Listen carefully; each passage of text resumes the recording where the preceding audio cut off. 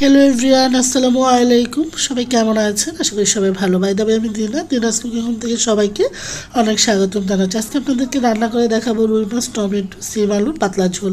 গরমের মধ্যে এটা খেতে ভালো লাগে। আমি এখানে আলুগুলো এরকম করে নিয়েছি, সিম এবং টমেটো নিয়েছি। এখানে আমি 4 পিস রুই মাছ নিয়েছি। যেহেতু বাচ্চারা মাছ খায় না, সেজন্য আমরা দুজনের জন্য এনাফ। এখানে আমি একটু হলুদ, লবণ এবং মরিচ মাখিয়ে নেব। মরিচটা যদি আপনাদের ভালো লাগে দিবেন। মরিচটা দিলে মাছের কালারটা খুবই চমৎকার আসে। যারা অপছন্দ করেন আপনারা এটাকে স্কিপ করবেন। চুলা অলরেডি ফ্রাইং প্যান বসিয়ে আমি অলরেডি মাছগুলো ভাজার জন্য দিয়ে দিয়েছি। আমি সয়াবিন তেল ইউজ করছি, আপনারা সরিষার তেলটা ইউজ করতে পারেন। মাছগুলোকে উল্টিয়ে নিচ্ছি। দেখুন মরিচটা দেওয়াতে খুবই চমৎকার একটা কালার মাছের মধ্যে অলরেডি চলে এসেছে। মাছগুলো উল্টিয়ে পাল্টিয়ে এখন মাছগুলোকে অতিরিক্ত ভাজবো না। বেশি ভাজলে মাছটা শক্ত হয়ে গেলে খেতে ভালো লাগে না। আমি এখানে আরেকটা ফ্রাইং প্যান বসিয়ে দিয়ে দিচ্ছি পরিমাণ মতন এখানে সয়াবিন তেল দিয়ে দিচ্ছি। এখানে হাফ কাপ পেঁয়াজ কুচোটা একটু মোটা করে দিয়েছি। এখানে আমি কালো জিরে এবং সাদাটা আর কি, সে জিরাটা দিয়ে, তবে এটা অপশনাল, এটা দিলে খুব সুন্দর একটা স্মেল আসে। আপনার চাইলে এটাকে স্কিপ করতে পারেন। আমি হাফ চামচ করে দিয়েছি। পেঁয়াজটা জাস্ট নরম করে ভেজে 1 চামচ আদা, 1 চামচ রসুন বাটা দিয়েছি। আর দিয়ে দিয়েছি এখানে 2টো মিডিয়াম সাইজের টমেটো কুচিয়ে দিয়েছি। এতে করে খুব সুন্দর একটা তরকারির মধ্যে কালার আসবে। 1 চামচ হলুদের গুঁড়া, 1.5 চামচ লাল মরিচের গুঁড়া, 1 চামচ ধনিয়া জিরার গুঁড়া আর স্বাদ অনুযায়ী লবণ, একটু পানি দিয়ে পেঁচলাটা দিয়ে মশলাটাকে মিক্স করে নেড়ে চেড়ে কষিয়ে নেব। তবে অতিরিক্ত মশলা দেবো না, যেহেতু অলরেডি প্রচণ্ড গরম পড়েছে সেজন্য।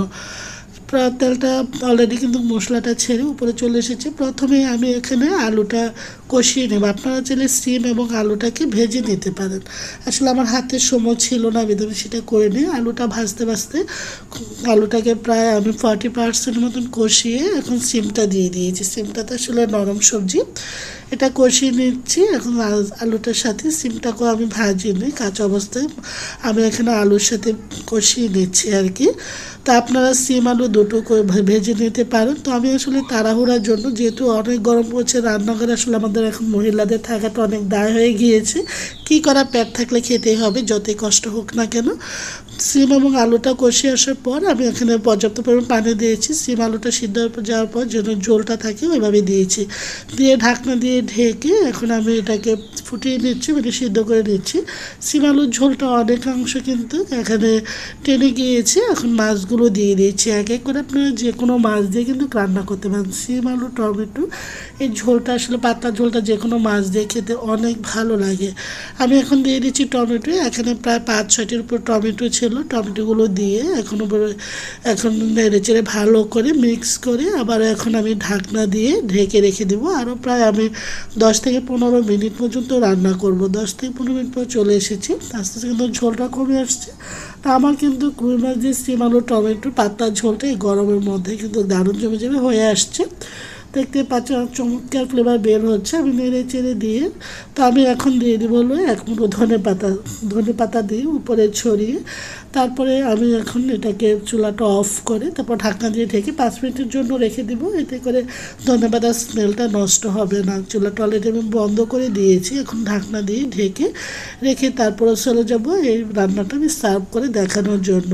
সুস্বাদু এই সিম আলু রুই মাছের ঝোলটা এতটাই মজা হয়েছিল, আপনারা যারা পছন্দ করেন এইভাবে আমার মতো আপনারা ট্রাই করতে পারেন। চলে এসেছে সার্ভ করার জন্য। আশা করি সবারই ভালো লাগবে। আজকের এই লোভনীয় সিম আলু টমেটো রুই মাছের পাতলা ঝোলটা খেতে দুর্দান্ত হয়েছিল।